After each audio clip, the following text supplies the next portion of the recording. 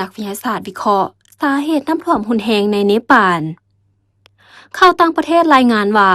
นักวิทยาศาสตร์ได้ออกมาระบุถึงสาเหตุของเหตุการณ์น้ำท่วมรุนแรงในพื้นที่ทางตะวันออกเฉียงเหนือของประเทศเนปาลเมื่อวันที่16สิงหาคมที่ผ่านมาคาดว่าอาจเกิดจากเหตุดินเจือนขนาดใหญ่ซึ่งส่งผลกระทบต่อเนื่องเฮ็ดให้ภูเขาน้ำก้อนบางส่วนพังถล่มลงมาเหตุการณ์ดังกล่าวได้เฮ็ดให้มวลน้ำก้อนหินและขี้ตมจำนวนมหาศาลไหลสู่ลงสู่หอมภูอย่างไววาก่อให้เกิดน้ำท่วมกระทันหันและสร้างความเสียหายอย่างหนักหน่วงต่อชุมชนเส้นทางและโครงสร้างพื้นฐานนักธรณีฟิสิกส์จากมหาวิทยาลัยโคลัมเบียกล่าวว่าเหตุการณ์ถล่มครั้งนี้รุนแรงหลายจนสามารถกดจับได้ด้วยเครื่องวัดแทกแผ่นดินไหวทั่วโลกโดยสัญญาณที่กดพบมีลักษณะคล้ายคือกับเหตุแผ่นดินไหวขนาดประมาณ 5.2 ลิกเตอร์ถึงแม้นว่าเหตุการณ์ดังกล่าวจะบ่ได้เกิดขึ้นจากแผ่นดินไหวโดยตรงก็ตาม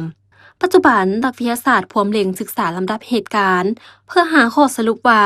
ดินเจือนและการพังถล่มของภูเขาน้ำก้อนเชื่อมโยงกันแนวใดและอันใดเป็นตัวกระตุ้นที่แท้จริงของภัยพิบัติในครั้งนี้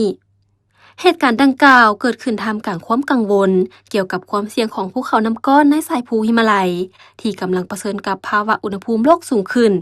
ขณะเดียวกันทางการเนปาลและเจ้าหน้าที่กู้ภัยพร้อมเล็งลงพื้นที่ค้นหาและช่วยเหลือผู้ประสบภัยอย่างรีบด่วนหลังจากภัยพิบัติครั้งนี้ได้ส่งผลกระทบเป็นวงกว้างโดยมีรายงานผู้เสียชีวิตและสูญหายแล้วเป็นจำนวนหลาย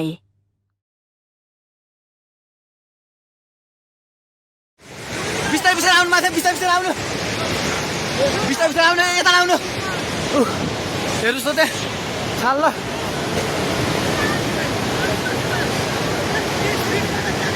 Mati. Kia sana dungnya benar pura dubek so. Terus kisuli ka waktu.